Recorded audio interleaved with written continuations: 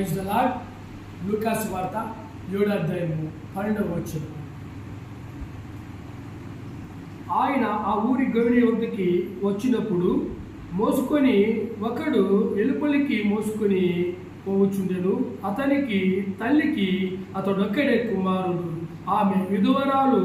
ఆ ఊరి జనులు ఆమె అనేకులు ఆమెతో కూడా ఉండిరి. హల్లెలూయా.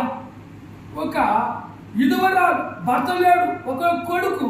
ఆ కొడుకు చనిపోయినప్పుడు ఎవరు సహాయం చేసేవారు లేరు. అప్పుడు ఆ గ్రామం వాళ్ళు సహాయించి ఆ కొడుకుని ఇంకా శ్మశానానికి మోసుకొని వెళ్తున్నప్పుడు ఆ ఊరి వెలుగులకు వచ్చినప్పుడు యేసు ప్రభువు వారు ఆ దారిగా వస్తున్నారు. వచ్చి చూశారు. ఆ తల్లి ఆవేదన, దుఃఖము, వేద, బాధ చూసి అతను కనికరపడి ఆ తల్లిని ఓదార్చి ఇంకా పాడిని ముట్టి చిన్నవాడా లేమని చెప్పగా ఆ చిన్నవాడు చనిపోయిన వ్యక్తి లేచి నిలబడ్డాడు. హల్లెలూయా. లేచి నిలబడి ఆ తల్లికి అప్పగించారు. హల్లెలూయా. అదే కాకుండా మనలో అనేక బాధలు, ఇరుకులు, ఇబ్బందులు మనం ఉన్నప్పుడు, మనం దేవుని ప్రార్థించినప్పుడు దేవుడు మనం వినట్లేదంటే దేవుని ఎదుట మనం నీతిగా ఉండట్లేదు. అతను కనికర పడేలాగా, అతను మన హృదయంలో ఉండేలాగా మనం చోటు ఇవ్వట్లేదు.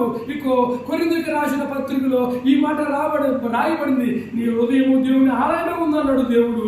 అప్పుడు నీ హృదయం పరిశుద్ధిగా ఉంచుకున్నప్పుడు దేవుడు నీ హృదయంలో వచ్చి నువ్వు ఇరుకులో ఉన్నావా, ఇబ్బందులో ఉన్నావా, సమస్యలో ఉన్నావా, అన్నిటిని తీర్చే దేవుడు మన హృదయం ఉంటుండగా మనకి ఆ ఇరుకులు ఇబ్బంది నుంచి అనేక సమస్యలు విడిపించేవాడు మన దేవుడే. కాబట్టి మనము దేవుని ఎదుట నీతిగా ఉందాం. హల్లెలూయా.